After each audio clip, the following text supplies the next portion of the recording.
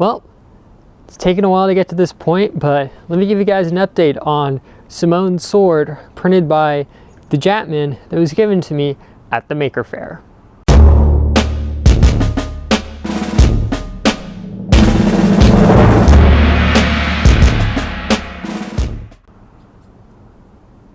So like I said, this sword was designed by Simone, and I'll put his information down below, I believe. And, go away, mosquito. And it was given to me by Dustin, aka the Jatman, over at the Bay Area Maker Fair on the last day. When I was leaving, he's like, so you're gonna take the giant sword, Calvin? I'm like, why do you want me to take it? Because you need to take it. I'm like, why? He goes, because you're the only person who's gonna take it. I don't have room in my car. I'm like, oh crap, okay. So I literally ended up hauling this thing home on the shuttle bus to get to the Millbury. Then I hopped a Caltrain from there, rode home on the subway with it. Got pestered by like a million people wondering where I got it from, but this is where it's at so far. The whole upper sword part has been done in Rust-Oleum's hammer coat. The main reason why is there's some pretty scary gaps in here, which you probably can't see, and at a little bit of a distance you don't really notice it. And I wish I had time to go back and work on it more, but literally I am filming right after workmen got done on Grandma's new back porch, so I'm still, you know, busy with that. And then I'm driving down to see family on Monday morning. This is a Saturday at like 5 at night, but you kind of get the point. What I've been doing is I gave it the whole thing a coat or two of filler primer, then I came along and sanded it, and then I realized that there was no way I was going to be able to fill in all the gaps. When Dustin put it together, because of the scaling, there were some areas that just had big gaps that I tried to fill in.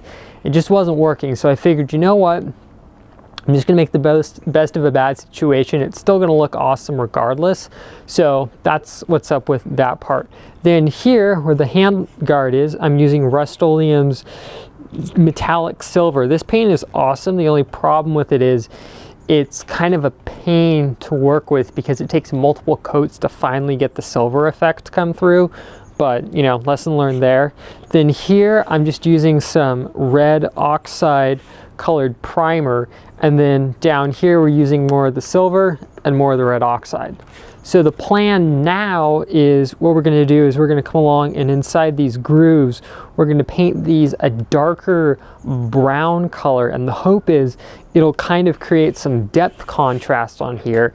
And then for the blade part, what I'm thinking of doing is just roughly masking off this inside detail area, and then just lightly feathering some metallic silver on here. And the fact that the silver takes multiple coats actually plays to my advantage here.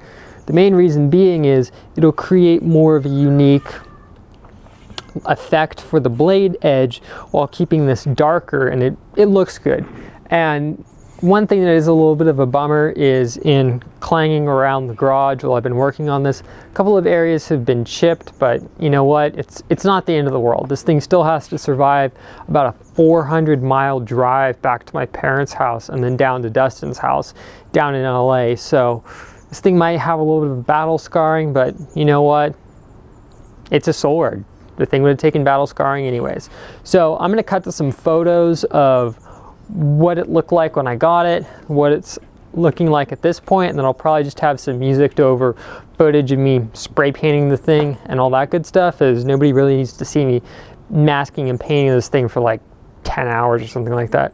So hope you guys enjoyed this update. Probably the next update on this will be when I actually go on Dustin's live stream with this. Hopefully that'll happen, because that would be absolutely epic. So far, Dustin has been absolutely freaking out on Twitter about this. So yeah, let's hope this makes it down in one piece, because I can tell you this much, there's still gaps in this thing, and it's not a solid sword, but you know what? It looks awesome.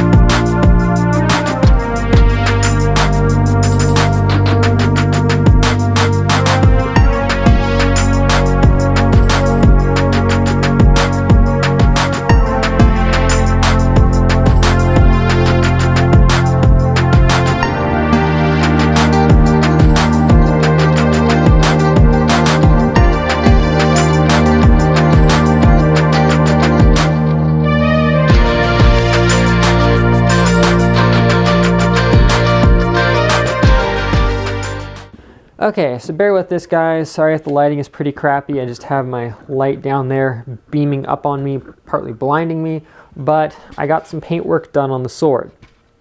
What I decided to do was fill in the lower parts, the recesses on here, with some reddish brown paint that kind of contrasted against the red primer that was here. I also did the same on the bottom, which you may or may not be able to see. And I also did the same on the recessed areas for the inlays. What I decided to do it in there is because I figured it gave it more of an antique look, and it also gave it some contrast, which I feel isn't a bad thing. It's not perfect, but I figure the kind of blotchiness about it, you know, it tells a story. This is definitely, I'm trying to go for an older looking sword look. Obviously the cutting edges were what would have been best maintained, and sometimes they actually contrasted the inside for looks. So after doing that, I came along and just dusted it on this part with some of the silver, which turned out pretty good. I mean, it definitely gives it a nice shine when the light hits it. So as of this point, I'm going to call the sword finished. Hope you guys enjoyed this little quickie video, and I'll see you here next time on Make It with Calvin with more regular content that's not rushed out as badly.